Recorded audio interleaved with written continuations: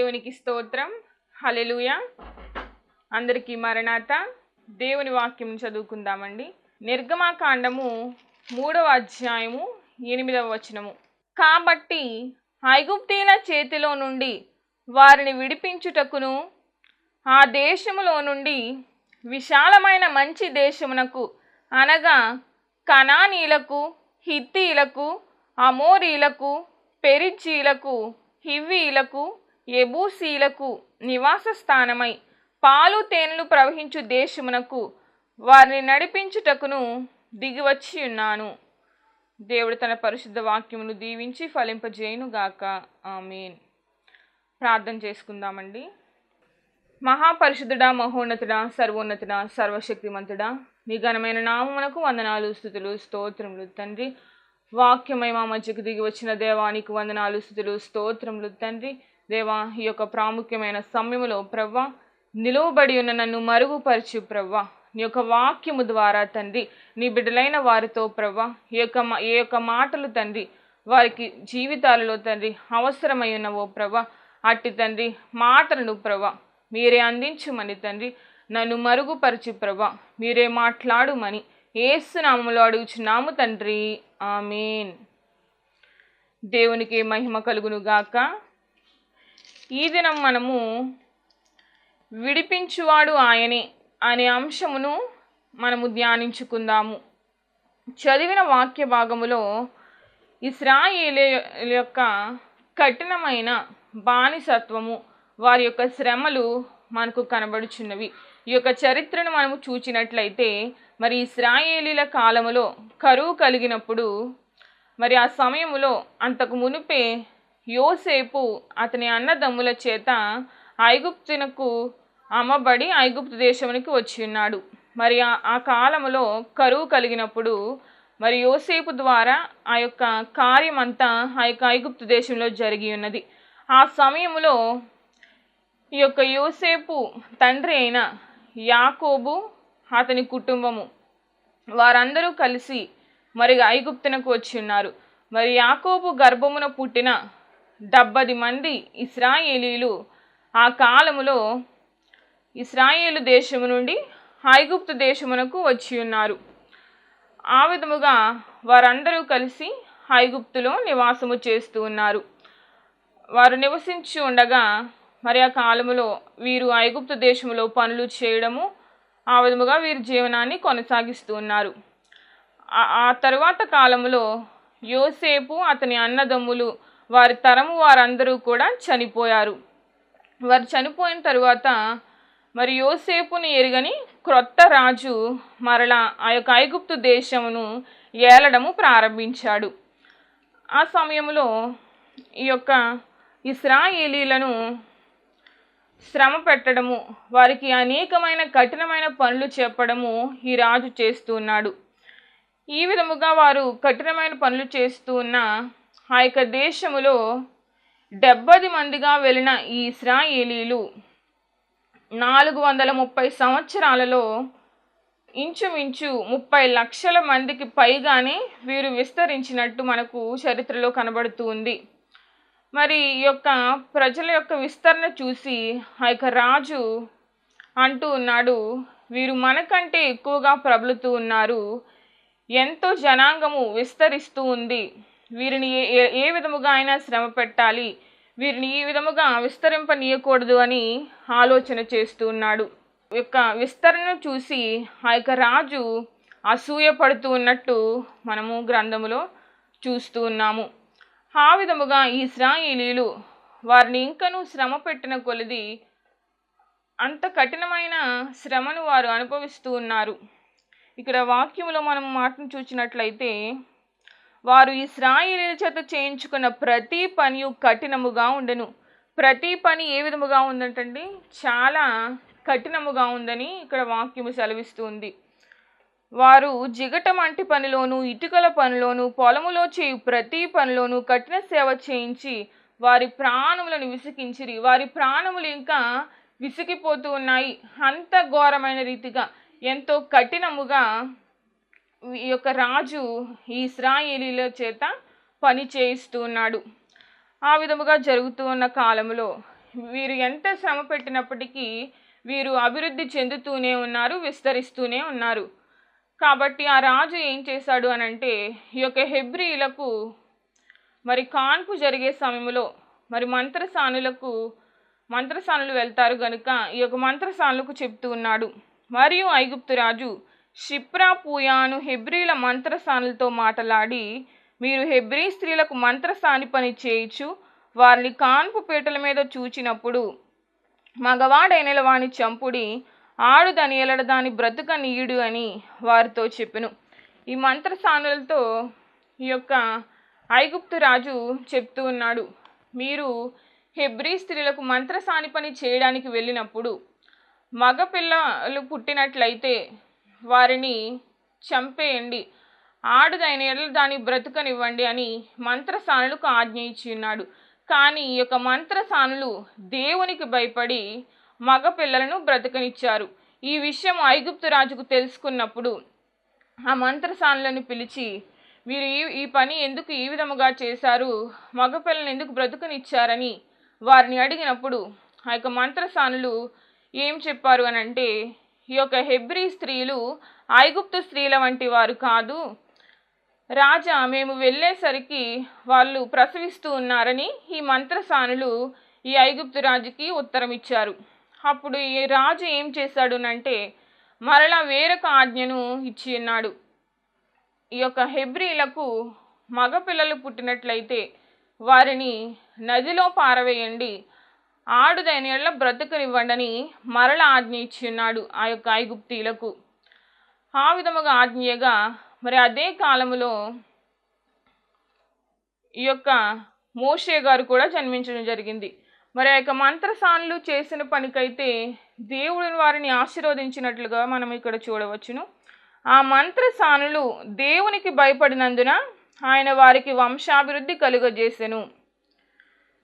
మంత్రసానులు చేసిన పనికి వారు దేవునికి భయపడి మరి మగపిల్లలను చంపకుండా విడిచిపెట్టారు గనుక ఆ యొక్క మంత్రసానులకు దేవుడు కార్యము జరిగించి ఉన్నారు, వారికి వంశాభివృద్ధి కలుగజేసి ఉన్నారు. ఆ కాలంలోని మరి మోషే యొక్క తల్లిదండ్రులు మోషే గారికి జన్మనిచ్చి ఉన్నారు. ఆ సమయంలో మరి మోషే సుందరుడై ఉన్నందున మోషేను 3 నెలలు అతని తల్లి మోషేను దాచింది. కానీ ఇక 3 నెలల తరువాత ఆ యొక్క కుమారుని దాయలేక ఆమె ఆ యొక్క కుమారుని చంపుకొనలేక ఇంకా ఏం చేసిందనంటే ఇక్కడ వాక్యంలో మనం చూసినట్లయితే ఒక జమ్మ పెట్టి తీసుకొని దానికి జిగట మన్నును కీలును పూసి అందులో ఆ పిల్లవాడిని పెట్టి ఏటి ఒడ్డున జమ్ములో దాన్ని ఉంచగా ఈమె ఏం చేసిందంటే ఆ యొక్క పెట్టెలో కుమారుని పెట్టి మరి ఒక నదిలో ఆ కుమారుని విడిచిపెట్టింది.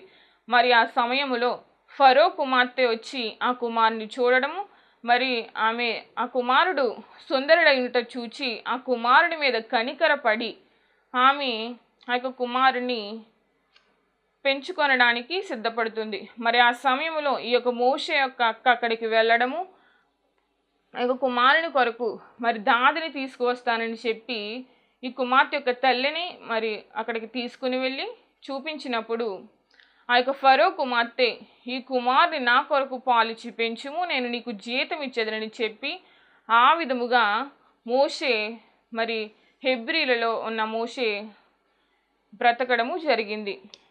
ఆ విధముగా ఆ మోషే యొక్క తల్లి ఆ యొక్క కుమారుని పెంచి పెద్ద చేసిన తరువాత మరలా ఫరో కుమార్తెకు ఈ కుమారుని అప్పగించింది.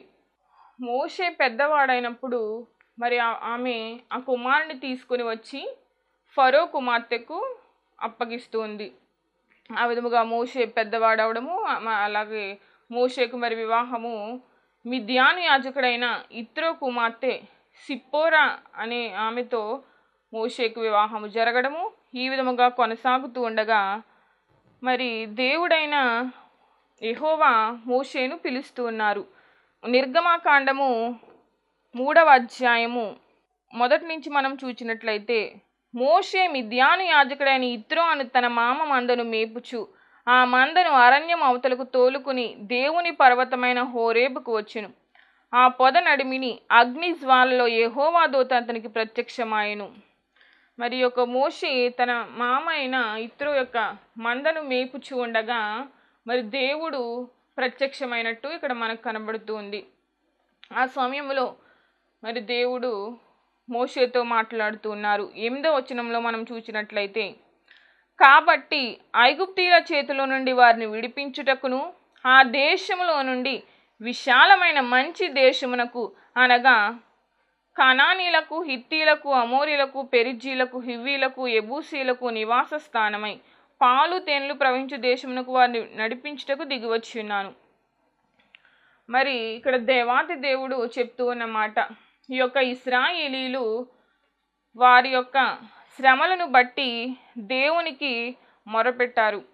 2వ అధ్యాయము 23వ వచనం నుంచి మనము చూసినట్లయితే, అలాగున అనేక దినములు జరిగిన మీదట ఐగుప్తు రాజు చనిపోయెను. ఇశ్రాయేలీలు తాము చేయుచున్న వెట్టి పనులను బట్టి నిట్టూర్పులు విడుచుచు మొర్ర పెట్టుచుండగా తమ వెట్టి పనులను బట్టి వారు పెట్టిన మొర దేవుని యొద్దకు చేరెను. దేవునికి స్తోత్రం, హల్లెలూయా. మరి ఈ యొక్క ఇశ్రాయేలీలు మరి ఇప్పటి వరకు ఎంతో శ్రమ పడుతూ వారు పెట్టుచున్న ఆ యొక్క వెట్టి పనులను చేస్తూ మరి ఈ యొక్క సమయంలో ఏం చేస్తూ ఉన్నారంటే, ఇంకా ఆ శ్రమలను తట్టుకోలేక ఇప్పుడు దేవాతి దేవునికి వీళ్ళు మొర్ర పెడుతూ ఉన్నారు.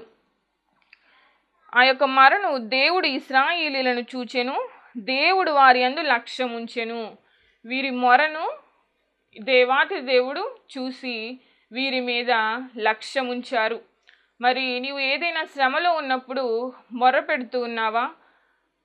మరి ఈ విధముగా మనము ఎట్టి శ్రమల్లో ఉన్నను సరే మొర్ర అనేది చాలా అవసరమైనది. మనము దేవుని యొద్ద మొర్ర పెడితే గనుక ఖచ్చితముగా దేవుడు మన మొరను ఆలకించే దేవుడు, మన మీద ఆయన లక్ష్యం ఉంచే దేవుడు గనుక ఎట్టి శ్రమలో ఆయనను సరే మనము దేవునికి మొర్ర పెట్టవలసిన వారమై ఉన్నామని ఈ యొక్క ఇశ్రాయేలీల ద్వారా మనం ఇక్కడ తెలుసుకొనవచ్చును.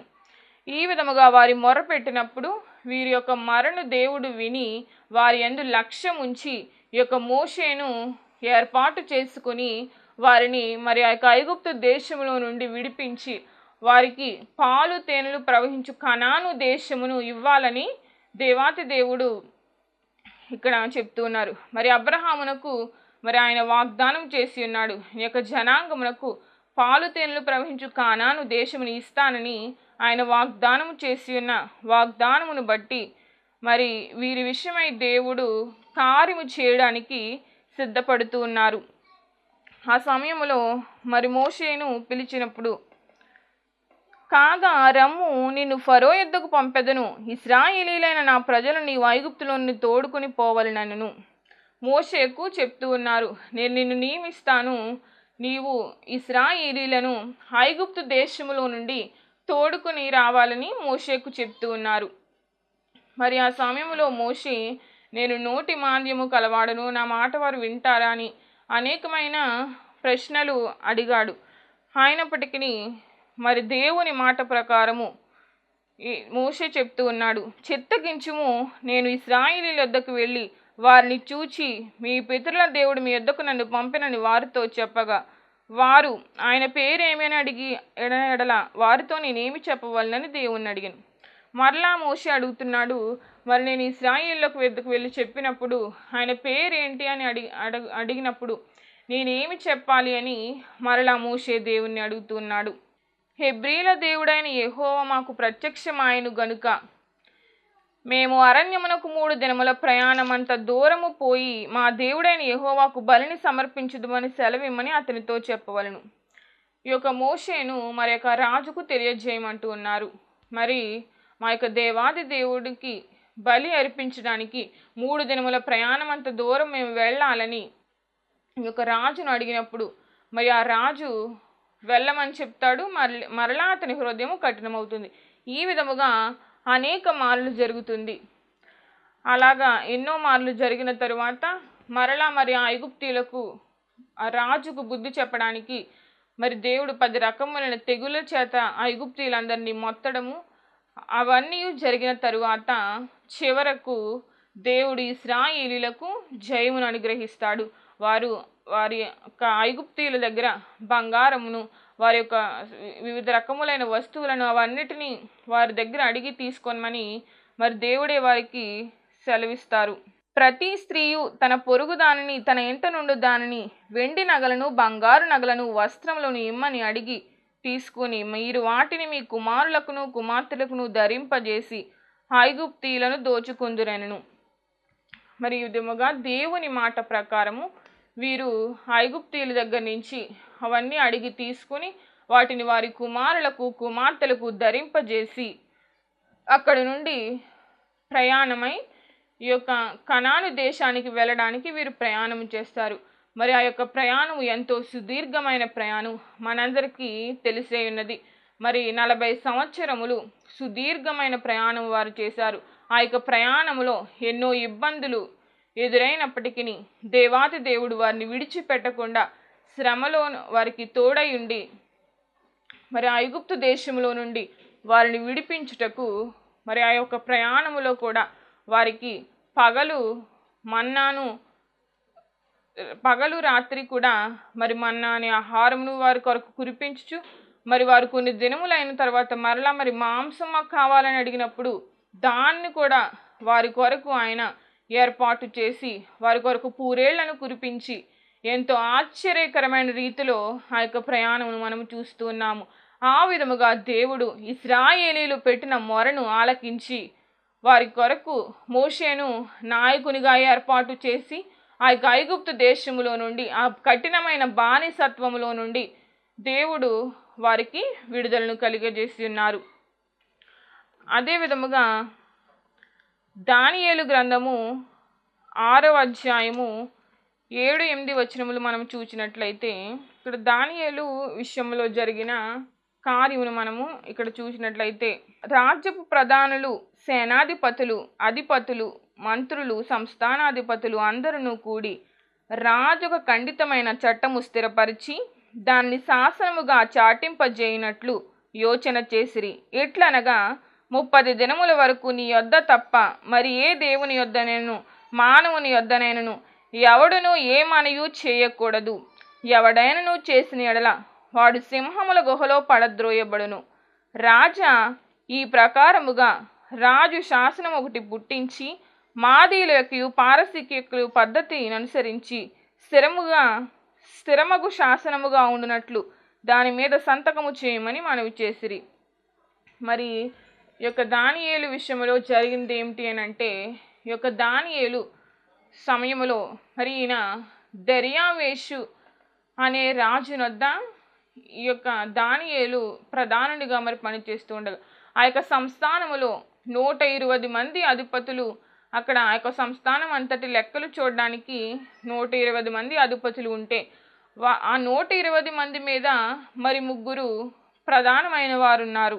120 మంది అధిపతులు నియమించుటకు దర్యావేషుకు ఇష్టమాయను. వారిపైన 3 ప్రధానులుగా నియమించెను. ఆ 3లో దానియేలు ముఖ్యుడు. మరి ఈ యొక్క 3 ప్రధానుల్లో కూడా ఈ దానియేలు ఎంతో ముఖ్యముగా ఉండడము చూచి ఈ మిగతా వారందరూ ఈ యొక్క దానియేలును ఎలాగైనా ఇబ్బంది పెట్టాలని, ఈయనను హింసించాలని చూస్తూ ఉన్నారు. కానీ మరి దానియేలు ఎంతో నిజాయితీగా నీతిగా ఆ యొక్క పనిని చేస్తూ ఉన్నాడు కనుక వారికి ఎటువంటి అవకాశము వారికి దొరకడం లేదు. కాబట్టి ఆ సమయంలో ఈ యొక్క అధిపతులందరూ కలిసి ఆలోచన చేసి రాజు దగ్గరికి వెళ్ళి, రాజా మీరు ఒక కొత్త శాసనమును చేయాలి. ఒక 30 దినములు అంటే ఒక నెల రోజులు ఏ మనుష్యుడు కూడా మీకు తప్ప మరి ఎవరి దగ్గర ఇటువంటి మనవిని ఇక ఏ మనుష్యుని వద్ద కానీ ఏ దేవత వద్ద కానీ ఎటువంటి మనవి చేయకూడదు. అటువంటి ఒక శాసనమును మీరు జరిగించాలని ఈ యొక్క రాజు దగ్గరికి వచ్చి వీళ్ళు విన్నపం చేస్తూ ఉన్నారు. మరి ఈ విధముగా చేసినప్పుడు మరి రాజు ఆ యొక్క శాసనమును దృఢపరచి దాన్ని శాసనము మీద సంతకము చేసి ఆ యొక్క శాసనమును అమలు చేశారు. ఆ విషయము దానియేలుకు తెలుసు. అయినప్పటికీ మరి దానియేలు దేవుని స్తుతించుట ప్రార్థించుట మానలేదు. మనం ఇక్కడ అట్లయితే ఆ వచనమును చూద్దాము. దానియేలు గ్రంథము 6వ అధ్యాయము 10వ వచనము చూచినట్లయితే, ఇట్టి శాసనము సంతకము చేయబడినని దానియేలు తెలుసుకొనెను. అతడు తన ఇంటికి వెళ్ళి యథాప్రకారముగా అనుదినము ముమ్మారు మోకాళ్ళుని తన ఇంటి పైగది కిటికీలు యెరూషలేము తట్టునకు తెరువబడి ఉండగా తన దేవునికి ప్రార్థన చేయుచు ఆయన స్తుతించు వచ్చెను. మరి యొక్క దానియేలు ఆ యొక్క శాసనము గురించి తెలిసినప్పటికీ మరి నా దేవుని నేను స్తుతించుట మానను అని మరి యెరూషలేము తట్టు తమ గది కిటికీలు తీసుకొని మరి ప్రార్థన చేస్తున్నాడు. మరి ఈ సమయంలో ఈ అధిపతులందరూ ఆ యొక్క ప్రార్థన చేయడము చూసి ఆ రాజు దగ్గరకు వెళ్ళి ఈ విషయాన్ని చెప్తారు. మరి రాజా, నీవిచ్చిన శాసనమును ఆజ్ఞను ఈ యొక్క దానియేలు ఏమాత్రమును లక్ష్య పెట్టక తన దేవుని ప్రార్థించుచు స్తుతించుచు ఉన్నాడని ఈ యొక్క అధిపతులు రాజునకు తెలియజేస్తారు. అయితే అప్పుడు ఆ రాజు మరి ఈ యొక్క దానియేలు కోసం వ్యాకులపడి మరి సింహముల బోన్లో వేయకుండా ఆపాలని చూస్తాడు. కానీ ఆ యొక్క శాసనం మరి అమలు చేసి ఉన్నారు కనుక దాన్ని ఇక మార్చకూడదు అనే ఆ యొక్క ఆజ్ఞ కూడా ఉంటుంది కనుక మరి ఇక రాజు సూర్యాస్తమయం వరకు ప్రయత్నించినను ఇక ఆ యొక్క దానియేలును సింహపు బోనులో వేయడం జరిగింది. మరి సింహపు బోనులో వేసినప్పుడు ఈ యొక్క రాజుకు ఇక రాత్రికాల సమయంలో నిద్ర పట్టలేదండి. మరి దానియేలు కోసము ఈ యొక్క రాజు ఎంతో వ్యాకుల పడుతూ ఉన్నాడు. మరి ఉదయకాలము వేకువజామునే ఆ యొక్క సింహముల బోను దగ్గరికి వెళ్ళి మరి దానియేలును పిలుస్తూ ఉన్నాడు. అంతటా రాజు ఆజ్ఞగా బంట్రోతులు దానియేలును పట్టుకుని సింహముల గుహలో పడద్రోయగా రాజు, నీవు అనుదినము తప్పక సేవించిన నీ దేవుడే నిన్ను రక్షించునని దానియేలుతో చెప్పెను. అంతటా రాజు తన నగరునకు వెళ్ళి ఆ రాత్రి అంత ఉపవాసం ఉండి నాట్య వాయిద్యములకు జరగనీయలేదు. ఇంకా రాత్రంతయు నిద్రపోకుండా రాజు యొక్క దానియేలు కోసము ఎంతో వ్యాకుల పడుచున్నాడు. తెల్లవారుజామున రాజు వేగిరమే లేచి సింహముల గుహ దగ్గరకు త్వరపడిపోయెను. అతడు గుహ దగ్గరకు రాగానే దుఃఖ స్వరముతో దానియేలును పిలిచి, జీవము గల దేవుని సేవకుడమైన దానియేలు, నిత్యము నీవు సేవించున నీ దేవుడు నిన్ను రక్షింపగలిగినా అని అతన్ని అడిగాను.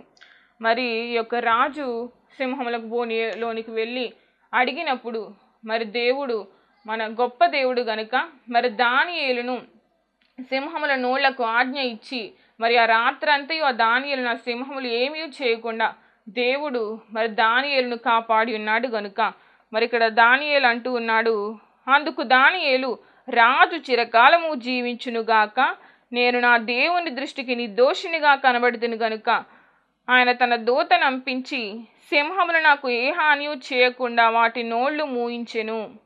ఇక్కడ రాజుకు చెప్తూ ఉన్నాడు, మరి దేవుడి సింహాల నోళ్లను మూయించి నన్ను విడిపించాడు అని రాజుకి ఇక దానియేలు ఉత్తరం ఇస్తూ ఉన్నాడు. ఈ విధముగా ఈ యొక్క కార్యమును చూసిన రాజు ఇందును గూర్చి అతి సంతోషభరితుడై దానియేలును గుహలో నుండి పైకి తీయుడని ఆజ్ఞగా బంట్రోతులు దానియేలును బయటికి తీసిరి. అతడు తన దేవుని యందు భక్తి గలవాడైనందున అతనికి ఏ హానియు కలగలేదు.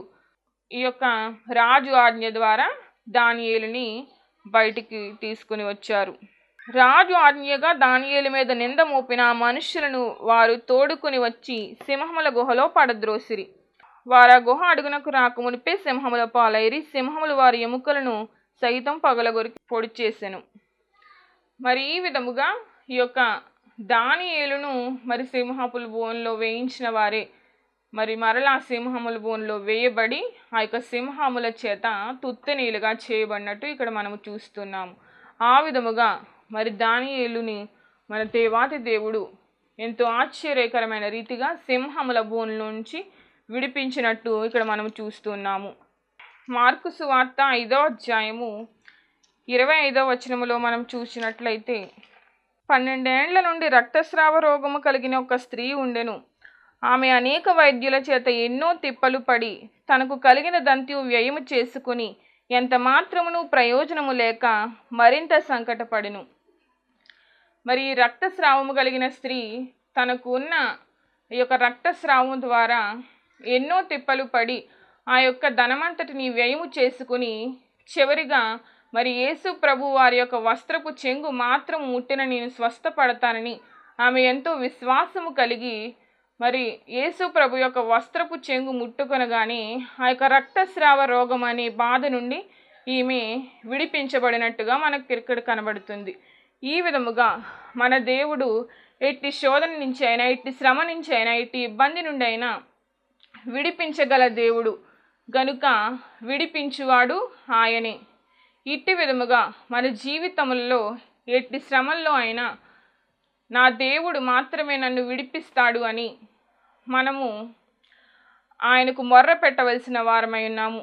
ఈ ఇశ్రాయేలీల చరిత్ర ద్వారా, ఈ యొక్క సింహముల బోన్లో వేయబడిన దానియేలు చరిత్ర ద్వారా మనము ఆయనే విడిపించగల దేవుడు అనే విషయమును గ్రహించి నీవు మాత్రమే విడిపించగల దేవుడు అని మనము ప్రార్థన చేద్దాము. అట్టి ధన్యత దేవాతి దేవుడు మన ఎల్లరకు దయచేయును గాక. ఆమేన్. మహాపరిశుద్ధుడా, మహోన్నతుడా, సర్వోన్నతుడా, సర్వశక్తిమంతుడా, నీకు వందనాలు, స్తుతులు, స్తోత్రములు తండ్రి. కొద్ది నిమిషములు నీ వాక్యము ద్వారా మాతో మాట్లాడిన దేవా, నీకు వందనాలు, స్తుతులు, స్తోత్రములు తండ్రి. దేవ, విడిపించు వాడవు నీవే, విమోచకుడవు నీవే అని ప్రభా, ఇశ్రాయేలీల ప్రజల పట్ల తండ్రి నీవు చేసిన అద్భుత ఆశ్చర్య కార్యములు తండ్రి మేము విని ఉన్నాము దేవా, నీకు స్తోత్రములు తండ్రి. ఆ విధముగానే తండ్రి మా యొక్క జీవితాలలో తండ్రి ఎట్టి సమస్యనైనను తండ్రి, ఎట్టి బాధనైన నుండి అయినను తండ్రి విడిపించగల దేవుడవు తండ్రి నీవేనని ప్రభా.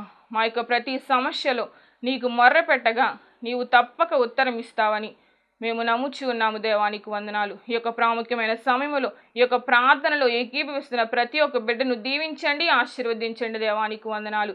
వారు తండ్రి ఎట్టి సమస్యల్లో ఉన్నారు ప్రభా, ప్రతి ఒక్క సమస్య నుంచి తండ్రి విడుదల దయచేసి ప్రభా మీరే కృప చూపుమని యేసు నామములో అడుగుచున్నాము తండ్రి. ఆమేన్. దేవునికి స్తోత్రం. అందరికీ వందనమన్న తెలియజేస్తున్నాను. మరణాత మహిమస్వరం అనే ఆధ్యాత్మిక కార్యక్రమాన్ని వీక్షిస్తున్న మీ అందరికీ కూడా మరి ఒక పర్యాయము ప్రభు పేర వందనమన్న తెలియజేస్తూ ఉన్నాను. మరి ఈ కార్యక్రమము ఎంతో ఆశీర్వాదంగా ఉందని, ఈ కార్యక్రమం ద్వారా ఎన్నో మేళ్లు పొందుకున్నామని మరి మీరందరూ కూడా ఫోన్ కాల్ చేస్తూ ఉన్నారు. చాలా సంతోషము. ఎన్నో అద్భుత ఆశ్చర్యకార్యాలు దేవాదేవుడు ఈ కార్యక్రమం ద్వారా జరిగిస్తున్నారు. దేవుని నామమునికి మహిమ కలుగునుగాక. మరి మీరు చూస్తున్నటువంటి ఈ యొక్క షెడ్ గురించి గతంలో మీకు చెప్పడం జరిగింది. యజమానుడు మరి దీన్ని బేరం పెట్టారని చెప్పేసి, దీన్ని తీసుకుంటే ఇక్కడ ఆరాధన జరుగుతుంది, లేకపోతే మనం బయటికి వెళ్ళాలనేటువంటి పరిస్థితిని మీకు చెప్పినందుకు చాలామంది మరి సహకరించారు. కొంతమంది మరి అమౌంట్ పంపించడం జరిగింది, అలాగే ప్రార్థన చేయడం జరిగింది. దేవుని మహాకృపను బట్టి పంపించినటువంటి కొంత అమౌంట్ మరి యజమానుడికి కట్టడం జరిగింది. ఇంకా చాలా అమౌంట్ మనము వారికి ఇవ్వాల్సి ఉంది. కనుక మరి ఈ కార్యక్రమాన్ని వీక్షిస్తున్నటువంటి మీకు ఎవరికైనా కనుక ప్రేరేపణ కలిగినట్లయితే కనుక మరి మీ వంతు సహకారాన్ని అందించండి. ఈ దేని సేవకునికి మీ యొక్క సహకారం అందించి ఈ సేవను మరి ముందుకు వెళ్ళేలాగా సహకరించవలసిందిగా ప్రభు పేరు తెలియజేస్తూ ఉన్నాను. మీకు ఎవరికైనా కనుక మరి ప్రేరేపణ కలిగినట్లయితే కనుక స్క్రీన్ మీద కనపడుతున్నటువంటి ఆ నెంబర్కి ఫోన్పే చేయండి, లేదా ఫోన్ చేసినట్లయితే కనుక నేనే స్వయంగా మాట్లాడతాను. మీ సహకారాన్ని అందించండి. ప్రభు పనిలో మీరు కూడా పాలి భాగస్తులు కావాల్సిందిగా ప్రభు పేరు తెలియజేస్తున్నాను. అందరికీ మరణాత.